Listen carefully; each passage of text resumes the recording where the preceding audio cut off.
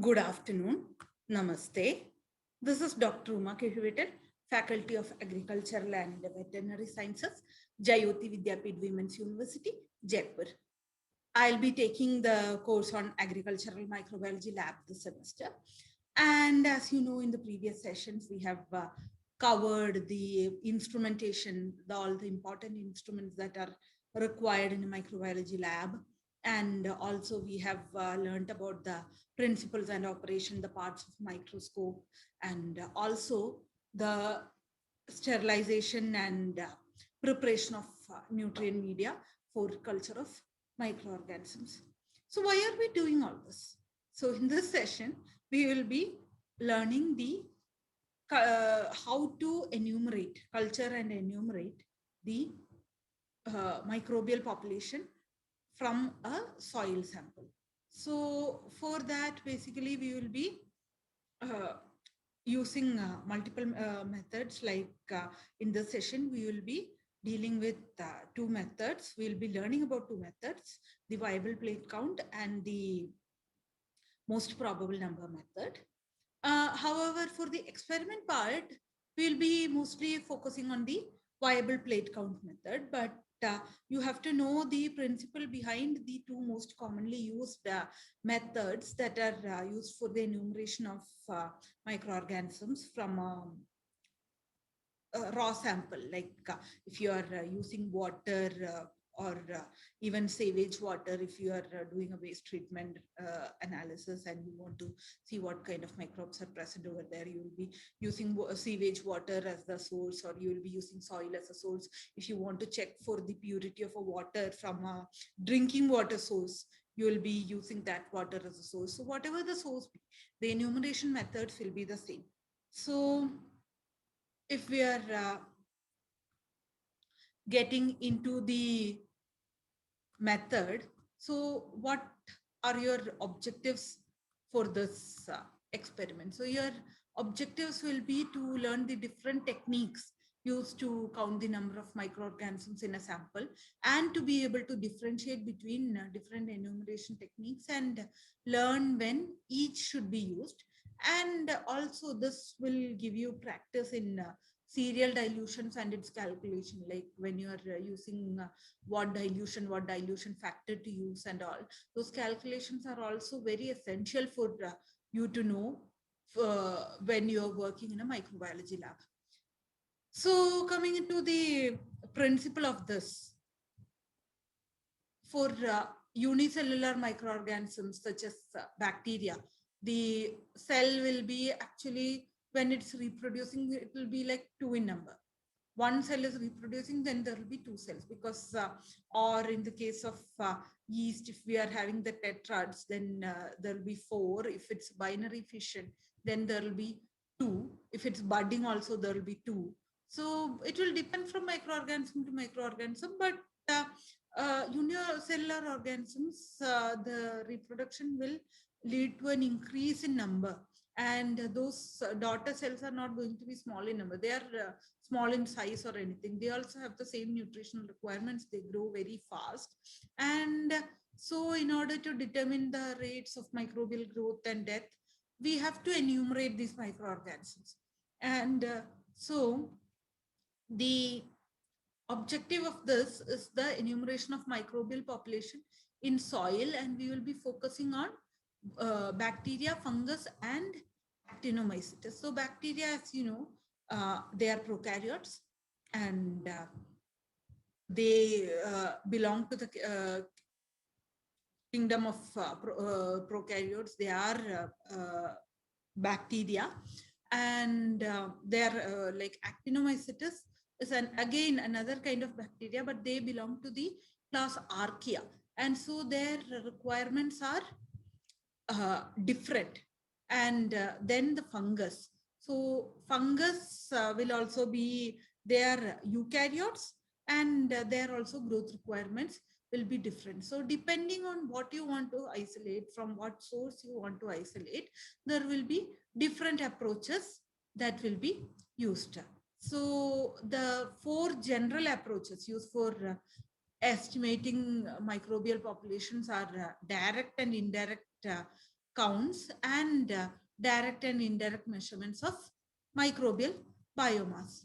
So I will go into the principle of each and every one of these. So the first one will be the direct count of cells. Now for the direct count of cells, we can use a counting chamber. And for bacterial cells, there are specifically constructed counting chambers, the Petrov-Hauser chambers and the Levy counting chambers. They are all they have markings in them. So what happens is you will have these quadrants. Like I'm not sure whether you are aware of the use of the hemocytometer for counting mammalian cells and blood cells. So in that also, like a Petrov-Hausen chamber or Levy chamber is also something like that. There will be markings, there will be gradations. And depending on the number of cells in each quadrant, you will be able to quantify the number of cells present per ml of the suspension that you have loaded. So if there are like too many cells that you are counting in each one of them, then you will have to dilute it and further add, because if the number of cells are too high, then the counting will not be accurate, because this counting is done in a manual fashion. Even though nowadays equipments are available to do automated counting, it's always essential that at least for the initial few counts, you do it manually also to cross check whether the instrument is working, or while the we are calibrating the instrument to see whether it's working or not. So those are all things that need to be done. So you have this direct counting method, and then this what are the advantages and disadvantages. So direct counting methods, advantage is that it's very rapid, but the one of the major disadvantages is that if when you are using this, it does not discriminate between living and dead cells. And if we are using something like Trypan Blue or some such dyes, then also it becomes tedious, because the differentiation between live and dead cells might not always be complete. And also it is used to assess the sanitation level of a food product in performing blood cells counts in hematology. So that for that we will be using a hemocytometer, and the differential white blood cell count, for which we will be using the middle portion of the hemocytometer, or such purposes only the direct counting using a Petrov-Hausen chamber or a Levy chamber is used. Now, if we were to do the counting using fluorescent dyes, that is another direct counting method. So in this, what we will be doing is we will be staining the cells with the fluorescent dye. So one of the dyes, the major dyes that is used for counting bacterial cells, is acridin orange. So it interacts with DNA and protein components of the cells. And then again, if we are visualizing it under UV light, then these cells will fluoresce orange. And it is used for samples such as soil and water, where viable count procedures for all the bacteria or all the fungus, because I told you, no, each of these bacteria require one kind of media, fungus requires another kind of media, actinomycetes requires another kind of media, and we will be going into the details of that soon. So there are differences and there are different requirements for this media. If you want to get exactly how many cells are there of all the different populations, then the use of this fluorescence method is one of the easiest method. Like if you are taking this and then you are filtering the sample, so that like say if, you are filtering 10 ml of sample, then you will be the entire microbial population in there will be on the filter. Like say you are using a 0.2 micron filter, then all the bacterial cells and bacteria, fungus, and actinomycetes, they are all above 0.2 micron in size. Then they will all be settling on the filter surface. And then if you are visualizing this filter surface using a first stain the solution with your dye, and after that filter it. And once that is done, if you are taking the filter membrane and visualizing it under UV light, then you will be able to do a count of how many microbial cells are there. So this is very good method for counting all cell types, because all the cell types have DNA in them. And so they will all fluoresce under UV light if they have taken up the acridine orange stain. So then there are other fluorescent dyes, like CTC. So CTC is cyano-ditolyl tetrazolium chloride. So these tetrazolium salts have binding capabilities for the mitochondrial enzymes. So mitochondria as such might not be present in bacteria, but these mitochondrial enzymes are present in the inner membrane of the bacterial cells as well. So then auramine is there, rhodamine is there. These are all like auramine and rhodamine bind to cell wall of mycobacteria, and they emit bright yellow or orange color. So these are all like fluorescent stains that are slowly replacing the acid fast stain. So these methods, the direct counting using a hemocytometer or direct counting after using fluorescent stain, dyes, they are the two methods of direct counting. Now, there is a method for indirect counting of cells. So in that, there are like viable count and most probable number, and that will be what we will be doing in the experiment. So viable count, in that what we will be doing is we will be diluting the sample. Like say if you are having your soil sample, we will be diluting it in saline solution.